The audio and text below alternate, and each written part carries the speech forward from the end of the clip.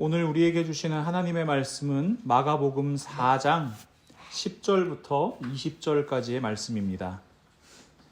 신약성경 마가복음 4장 10절부터 20절 말씀을 제가 봉독하겠습니다. 예수께서 홀로 계실 때에 함께한 사람들이 12제자와 더불어 그 비유들에 대하여 물으니 이르시되 하나님 나라의 비밀을 너희에게는 주었으나 외인에게는 모든 것을 비유로 하나니 이는 그들로 보기는 보아도 알지 못하며 듣기는 들어도 깨닫지 못하게 하여 돌이켜 죄사함을 얻지 못하게 하려 함이라 하시고 또 이르시되 너희가 이 비유를 알지 못할진대 어떻게 모든 비유를 알겠느냐. 뿌리는 자는 말씀을 뿌리는 것이라. 말씀이 길가에 뿌려졌다는 것은 이들을 가리킴이니 곧 말씀을 들었을 때에 사탄이 즉시 와서 그들에게 뿌려진 말씀을 빼앗는 것이요. 또 이와 같이 돌밭에 뿌려졌다는 것은 이들을 가리킴이니 곧 말씀을 들을 때에 즉시 기쁨으로 받으나 그 속에 뿌리가 없어 잠깐 견디다가 말씀으로 인하여 환난이나 박해가 일어나는 때에는 곧 넘어지는 자요. 또 어떤 이는 가시떨기에 뿌려진 자니 이들은 말씀을 듣기는 하되 세상의 염려와 재물의 유혹과 기타 욕심이 들어와 말씀을 막아 결실하지 못하게 되는 자요. 좋은 땅에 뿌려졌다는 것은 곧 말씀을 듣고 받아 30배나 60배나 100배의 결실을 하는 자니라. 아멘. 우리가 매주 묵상하고 있는 마가복음을 포함한 이 4권의 복음서에는 다양한 예수님의 말씀이 기록되어 있습니다. 그런데 이 예수님의 말씀, 예수님의 가르침은요, 보통의 지식인들이나 사상가들이 전하는 것과는 완전히 다른 차원의 가르침입니다. 요한복음 1장 1절 말씀입니다. 태초에 말씀이 계시니라. 이 말씀이 하나님과 함께 계셨으니 이 말씀은 곧 하나님이시니라. 로고스, 즉 말씀이신 예수 그리스도, 하나님이신 예수 그리스도께서 이 땅에 오셔서 직접 말씀을 선포하시는 겁니다. 우리가 성경을 하나님 말씀이라고 하잖아요. 하나님 말씀 자체이신 그분께서 그 말씀을 우리에게 가르치시는 겁니다. 그러니까 책의 작가가 직접 강의하는 걸 저자직강이라고 하지요. 그 저자직강보다도 한 차원 위의 가르침이라고 볼 수 있습니다. 누구와도 비교할 수 없는 최고의 명강사이신 거죠. 당연한 이야기지만요, 예수 그리스도보다 하나님을 더 잘 가르치실 수 있는 분은 세상에 존재할 수 없습니다. 여러분, 단지 내용에 국한되는 게 아니에요. 예수님께서 하나님 말씀을 우리에게 가르치시는 방법도 대단히 훌륭합니다. 자, 이런 장면을 한번 볼까요? 누가복음 10장 25절과 26절 말씀인데요. 어떤 율법교사가 일어나 예수를 시험하여 이르되 선생님, 내가 무엇을 하여야 영생을 얻으리이까? 예수께서 이르시되 율법에 무엇이라 기록되었으며 내가 어떻게 읽느냐? 율법교사가 묻는 거예요. 어떻게 하면 영생을 얻지요? 그런데 거기에 예수님은 이렇게 하면 영생을 얻는다 라고 대답해 주시는 것이 아니라 다시 물어보세요. 너는 어떻게 생각하니? 네가 지금까지 성경을 읽어온 것은 어떻게 보니? 이런 방법을 문답법이라고 하거든요. 소크라테스의 대화법이라고도 하는데 이런 방법은 일반적인 주입식 강의보다 대단히 효과적인 교수법이라고 평가를 받습니다. 예수님께서는 또 직접 시범을 보여주시기도 하고요. 또 제자들에게 일종의 체험학습 같은 것을 시키기도 하십니다. 그렇게 하나님의 가르침을 이 삶으로 녹여낼 수 있게 하는 거죠. 하지만 예수님께서 하나님 말씀을 가르치면서 가장 많이 사용하신 방법 중에 하나는 바로 비유입니다. 사람들이 가장 잘 이해할 수 있는 비유를 통해서 하나님 말씀을 풀어주시는 겁니다. 오늘 본문 마가복음 4장 2절 말씀을 보시면요. 이에 예수께서 여러 가지를 비유로 가르치시니 그 가르치시는 중에 그들에게 이르되 그래서 마가복음 4장 3절부터 8절 말씀을 보시면 예수님께서 그 당시 유대인들이 가장 알아듣기 쉬운 비유의 말씀으로 하나님 나라의 비밀을 알려주십니다. 바로 씨를 뿌려 농사를 짓는 장면이지요. 4가지 땅에 떨어진 씨의 모습을 통해서 하나님 나라가 어떤 나라인지 말씀하시는 겁니다. 길가에 떨어진 씨가 있고요. 흙이 얕은 돌밭에 떨어진 씨가 있고요. 또 가시떨기에 떨어진 씨가 있고요. 좋은 땅에 떨어진 씨가 있습니다. 예수님의 말씀을 듣고 있는 사람들은 너무나 친숙한 비유에 귀가 번쩍 뜨였을 겁니다. 그런데 이 비유의 말씀을 현대적인 관점으로 보면 이해가 잘 안 돼요. 자꾸만 궁금증이 생겨요. 가장 먼저 여러분 드는 질문이 어떤 거냐면요. 씨를 좋은 땅에만 뿌리면 안 되나? 하는 질문입니다. 여러분, 이스라엘 지역에도 이 이스라엘 평야와 같이 넓은 곡창지대가 있어요. 그런데 이스라엘 대부분의 지역은요, 산간으로 이루어져 있습니다. 예수님께서 활동하시던 이 갈릴리 지방도 마찬가지입니다. 여러분, 산간 지방에 그러면 농사를 보통 어떻게 짓지요?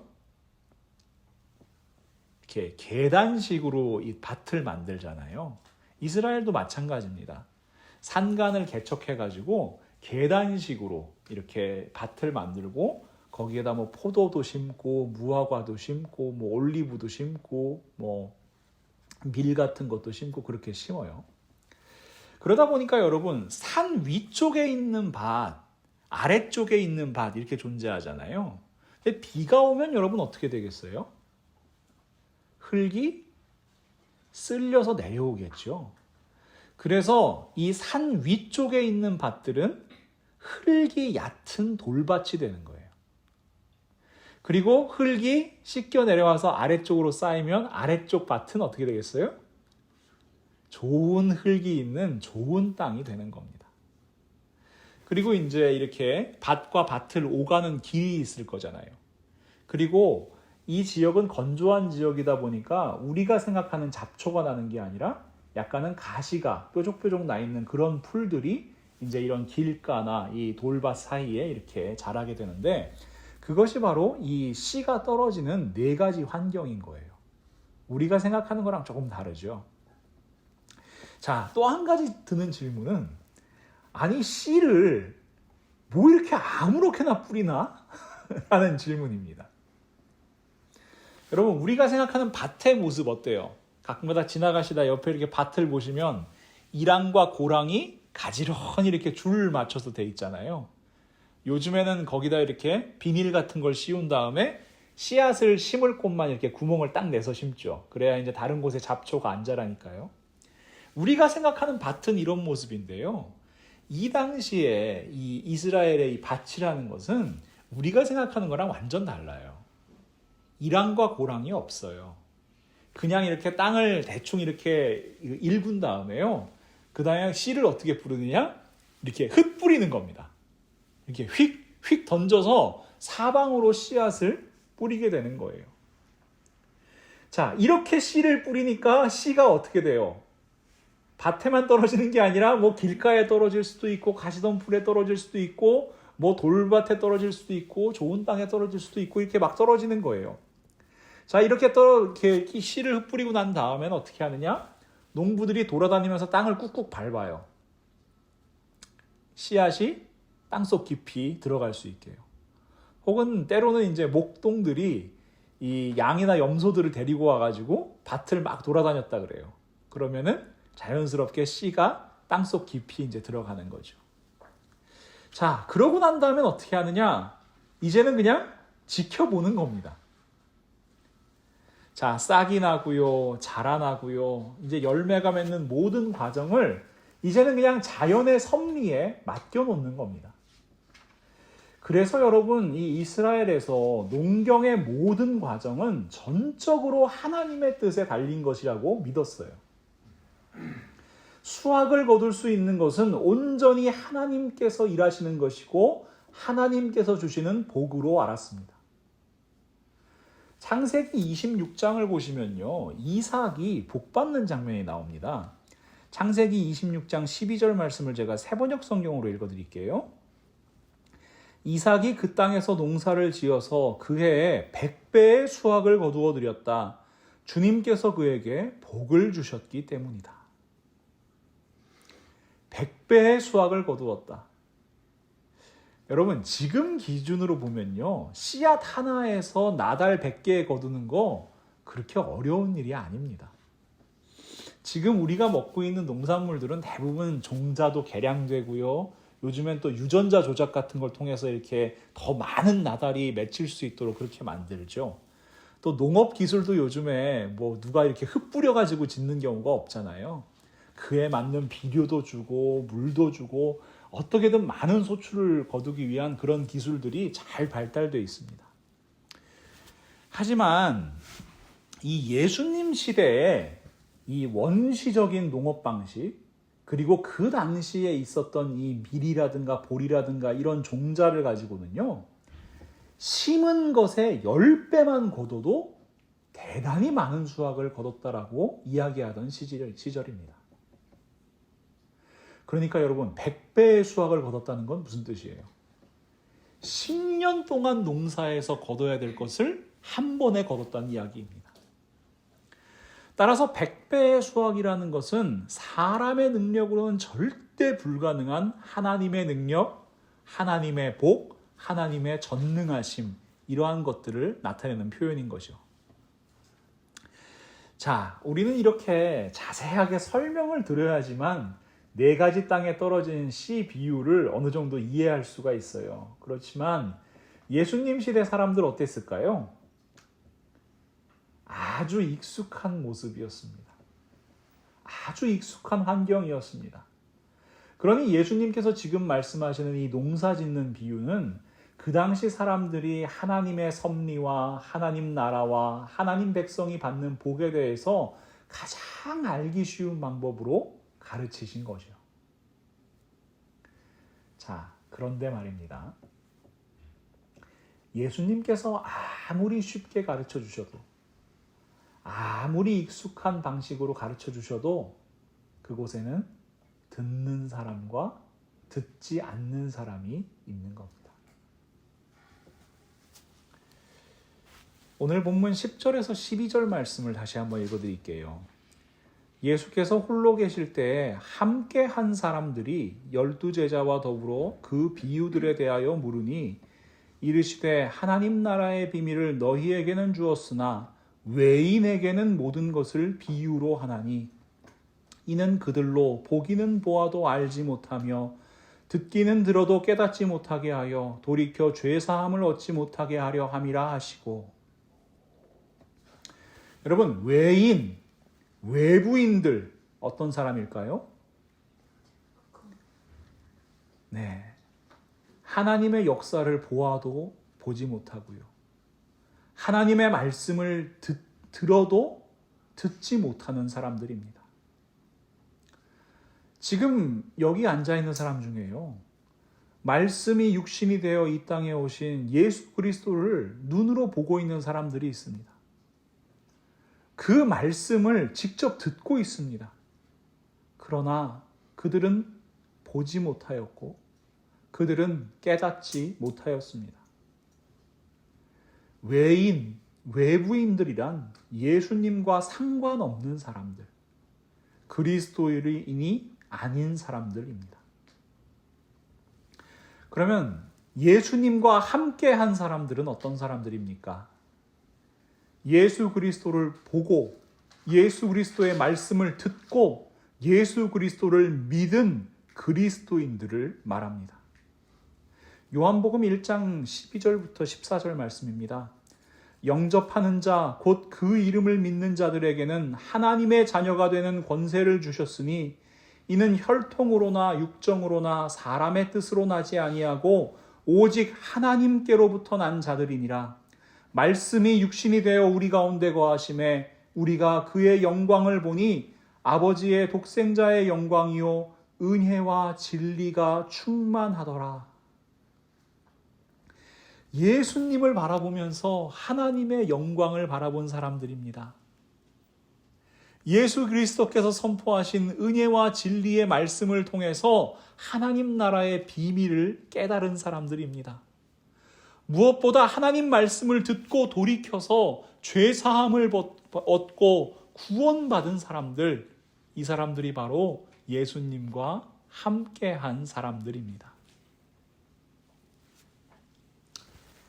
여러분, 예수님과 함께한 사람들 되십시오. 예수님과 함께한 사람들로 사십시오. 우리에게 보여주시는 하나님의 역사를 바라보고요. 우리에게 들려주시는 하나님의 말씀을 들으십시오. 그리고 예수 그리스도와 함께 거하고 예수 그리스도와 함께 살아가는 사람들, 우리는 바로 그리스도인입니다. 자, 이제 예수님께서 예수님과 함께한 사람들에게 직접 이 비유의 말씀을 풀어주십니다. 우리 함께 읽으면서 예수님의 음성 듣기를 소망합니다. 우리 마가복음 4장 14절부터 20절 말씀을 한 목소리로 읽겠습니다. 자, 함께 읽지요. 뿌리는 자는 말씀을 뿌리는 것이라. 말씀이 길가에 뿌려졌다는 것은 이들을 가리킴이니 곧 말씀을 들었을 때 사탄이 즉시 와서 그들에게 뿌려진 말씀을 빼앗는 것이요. 또 이와 같이 돌밭에 뿌려졌다는 것은 이들을 가리킴이니 곧 말씀을 들을 때 즉시 기쁨으로 받으나 그 속에 뿌리가 없어 잠깐 견디다가 말씀으로 인하여 환난이나 박해가 일어나는 때에는 곧 넘어지는 자요. 또 어떤 이는 가시떨기에 뿌려진 자니 이들은 말씀을 듣기는 하되 세상의 염려와 재물의 유혹과 기타 욕심이 들어와 말씀을 막아 결실하지 못하게 되는 자요. 좋은 땅에 뿌려졌다는 것은 곧 말씀을 듣고 받아 30배나 60배나 100배의 결실을 하는 자니라. 아멘. 하나님 말씀은요, 세상 어디에나 모든 사람들에게 뿌려집니다. 그 말씀이 모두에게 잘 받아들여지고 또 그 말씀이 모든 자리에서 열매를 맺으면 얼마나 좋겠습니까? 그러나 모든 사람들이 그 말씀을 듣는 것은 아닙니다. 예수님 바로 옆에서 그 말씀을 들었어도 듣는 자와 듣지 않는 자가 있습니다. 하나님 말씀 뿌려진 그 자리에도 사탄의 계략이 있습니다. 하나님 말씀대로 살아가려는 사람에게 찾아오는 환난과 고난과 박해가 있습니다. 하나님 말씀을 받았지만 우리에게는 언제나 유혹과 시험이 찾아옵니다. 하나님 마음대로 말씀을 보는 것이 아니라 나의 마음과 나의 욕망과 나의 만족으로 그 말씀을 가로막고 듣지 않으려 합니다. 사도 바울은 이렇게 고백하지요. 로마서 7장 22절부터 24절 말씀인데요. 나는 속사람으로는 하나님의 법을 즐거워하나 내 지체에는 다른 법이 있어서 내 마음의 법과 맞서서 싸우며 내 지체에 있는 죄의 법에 나를 포로로 만드는 것을 봅니다. 아, 나는 비참한 사람입니다. 누가 이 죽음의 몸에서 나를 건져주겠습니까? 사도 바울이 고백하는 이 비참한 현실이 우리 모두의 모습입니다. 그러나 여러분, 기억하십시오. 하나님 말씀을 듣고 받아 결실을 맺는 것, 이것이 하나님의 계획이요 하나님의 뜻입니다. 하나님의 말씀을 듣고 받아서 열매 맺는 사람들이 이루어가는 곳이 바로 하나님 나라입니다. 들으라, 지금도 외치시는 예수 그리스도의 음성 듣는 사람들, 그 음성 듣고 나아오는 사람들, 그 음성 듣고 결단하는 사람들, 그 음성에서 다시 힘을 얻고 일어나는 사람들, 그 사람들이 모인 그 자리가 바로 예수 그리스도의 몸된 교회입니다. 그래서 사도 바울은 이렇게 선포합니다. 로마서 10장 16절과 17절 말씀입니다. 그러나 그들이 다 복음을 순종하지 아니하였도다. 이사야가 이르되 주여 우리가 전한 것을 누가 믿었나이까 하였으니 그러므로 믿음은 들음에서 나며 들음은 그리스도의 말씀으로 말미암았느니라. 예수 그리스도의 말씀을 들으면, 예수 그리스도의 말씀을 귀에 있는 껍데기를 제거하고 들으면, 그 말씀을 받아 살아가면 하나님의 역사를 경험하게 됩니다. 인간의 힘으로 도저히 감당할 수 없는 것을 감당하게 되고요. 죄와 사망과 율법의 사슬로부터 풀려나 진정한 자유인으로 살아가게 됩니다. 구원받은 하나님의 자녀로 예수님과 함께 한 사람들로 살아가게 됩니다. 사도 바울은 로마서 8장 1절과 2절을 통해 이러한 자유인의 삶을 이렇게 선포합니다. 그러므로 이제 그리스도 예수 안에 있는 자에게는 결코 정죄함이 없나니 이는 그리스도 예수 안에 있는 생명의 성령의 법이 죄와 사망의 법에서 너를 해방하였음이라. 아멘. 자, 여러분께 묻겠습니다. 여러분은 예수님과 함께 한 사람들입니까?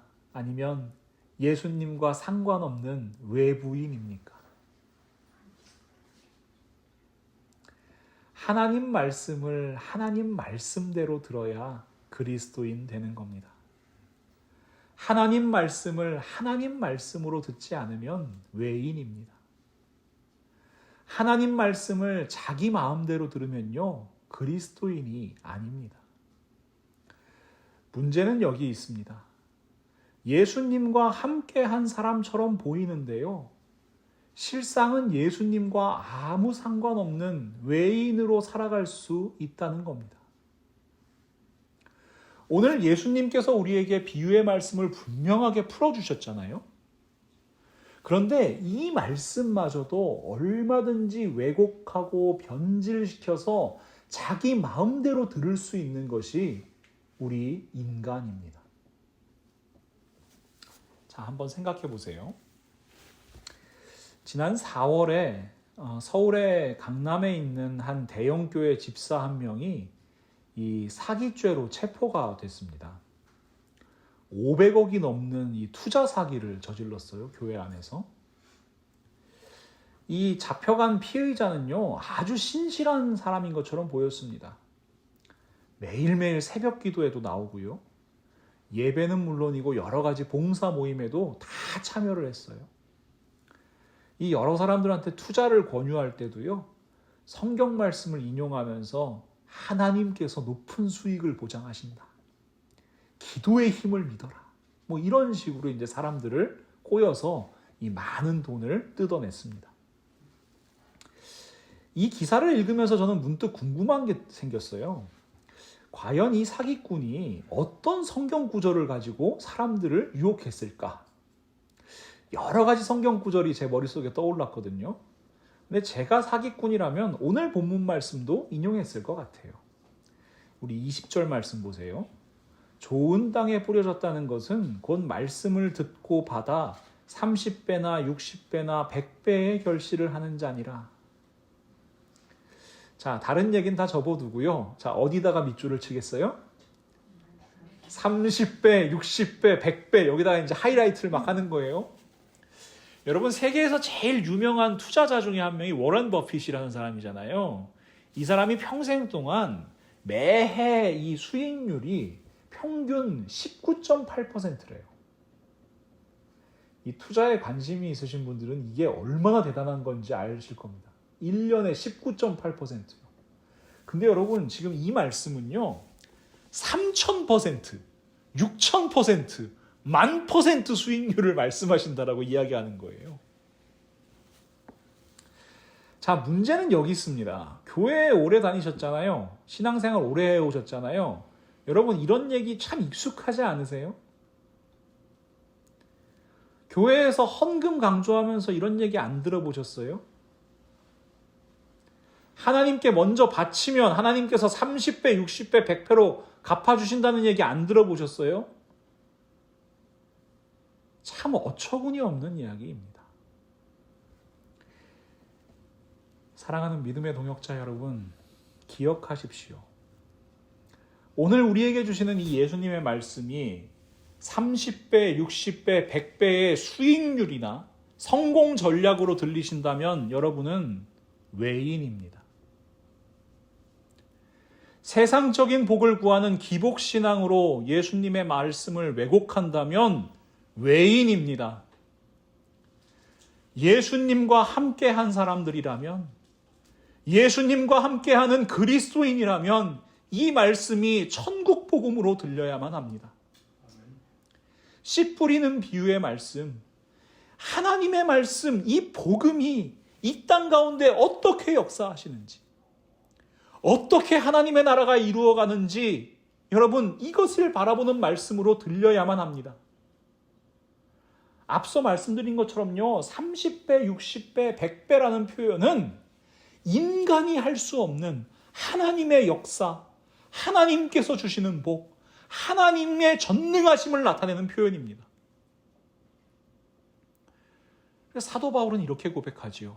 고린도전서 1장 25절 말씀, 하나님의 어리석음이 사람보다 지혜롭고 하나님의 약하심이 사람보다 강하니라. 여러분, 우리가 믿는 하나님은요, 사람의 지혜, 능력, 사람의 기대, 이 모든 것을 뛰어넘어 역사하시는 하나님이십니다. 인간의 능력으로 불가능한 것을 이루시는 하나님이십니다. 여러분, 그것이 무엇입니까? 구원의 역사요, 생명의 역사입니다. 제가 늘 말씀드리잖아요. 여러분, 죽일 수 있는 사람은 있어도 살릴 수 있는 사람은 없는 겁니다.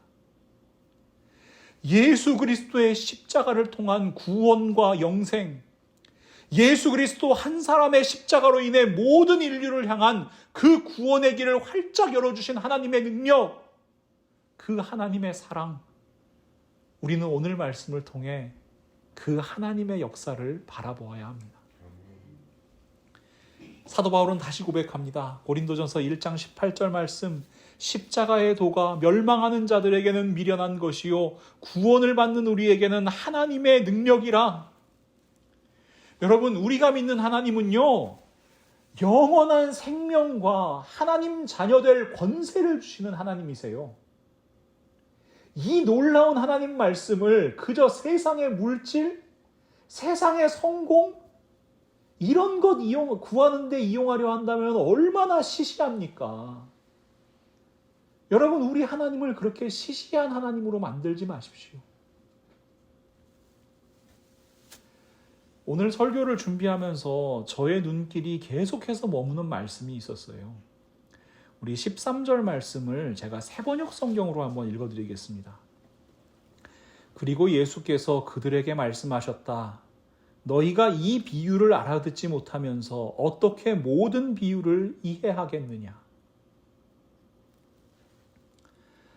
오늘 주시는 말씀, 4가지 땅에 떨어진 씨의 비유를 듣지 못하면, 그 말씀을 예수님의 말씀으로 듣지 못하면, 그 말씀을 천국 복음으로 듣지 못하면 다른 비유의 말씀도 들을 수 없다는 말씀입니다. 저에게 이 말씀이 이렇게 들리더라고요. 너희가 이 말씀을 천국 복음으로 듣지 못하는데 다른 하나님의 말씀도 복음으로 들을 수 있겠느냐?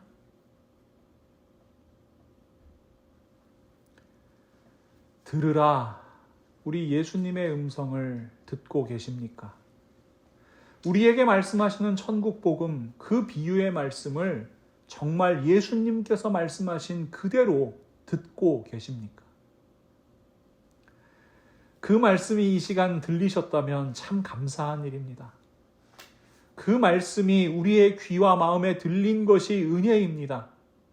이제 들은 그 말씀을 온전히 받아서 구원의 열매, 생명의 열매, 성령의 열매, 그 아름다운 열매들을 풍성히 맺는 그리스도인으로 살아가시기를 간절히 소망합니다. 그때 우리는 진정 그리스도와 함께한 사람들이 됩니다. 하나님 말씀대로 산다는 거 참 쉽지 않지요. 그러나 이 말씀이 우리에게 주시는 하나님의 위로와 응원이 되기를 소망합니다. 야고보서 5장 7절과 8절 말씀을 제가 세 번역으로 읽어드립니다. 그러므로 형제 자매 여러분, 주님께서 오실 때까지 참고 견디십시오. 보십시오. 농부는 이른 비와 늦은 비가 땅에 내리기까지 오래 참으며 땅의 귀한 소출을 기다립니다. 여러분도 참으십시오. 마음을 굳게 하십시오. 주님께서 오실 때가 가깝습니다. 아멘. 여러분, 우리가 하는 것 아니라 하나님께서 하십니다. 그러니 모든 것들을 믿음으로 기다립시다. 예수 그리스도와 함께한 사람들, 참된 그리스도인으로 살아가는 우리 모두를 통해 하나님께서 인간은 이룰 수 없는 30배, 60배, 100배의 놀라운 역사, 그 생명의 역사를 이루어 가시기를 예수 그리스도의 이름으로 간절히 축원합니다. 우리 시간 들은 말씀 기억하면서 한번 결단하며 기도합시다. 하나님, 하나님의 말씀을 하나님의 말씀으로 듣게 하여 주옵소서. 세상의 기준이나 나의 욕심, 나의 만족으로 하나님의 말씀을 이용해 먹는 것이 아니라 온전히 우리에게 주시는 천국 복음으로 듣게 하시고, 그리하여 그 말씀 가지고 이 땅에서 하나님의 생명의 역사, 구원의 역사에 동참하는 예수님과 함께한 사람들로 살아가게 하여 주시옵소서. 우리 기도 제목 가지고 함께 결단하며 기도하겠습니다. 하나님, 오늘도 하나님 말씀으로 말씀하여 주심에 진심으로 감사합니다. 하나님, 저희의 마음을 붙잡아 주시옵소서. 저희의 귀를 열어 주시옵소서. 그리하여 하나님의 말씀을 하나님의 말씀으로 들을 수 있는 저희 모두가 되게 하여 주시옵소서. 세상의 유혹과 시험, 환난과 박해, 또 저희들의 욕심과 저희들의 야망, 그 모든 것들을 담아 하나님의 말씀을 왜곡하고 변질시키는 것이 아니라 하나님께서 저희에게 주시는 그 말씀 온전히 듣고 깨달아 저희의 마음이 변화되게 하시고 저희의 삶이 변화되게 하여 주시옵소서. 사람은 도저히 할 수 없는 그 하나님의 생명 역사, 하나님의 구원 역사에 동참하는 참된 그리스도인으로 살아가기를 간절히 소망합니다. 지금 결단하는 저희들 한 사람 한 사람의 삶을 사용하사 하나님의 뜻을, 하나님의 나라를 이 땅 가운데 하늘에서와 같이 이루어 주시기를 간절히 기도하오니 우리 하나님 역사하여 주시옵소서. 예수님의 이름으로 간절히 기도합니다. 아멘.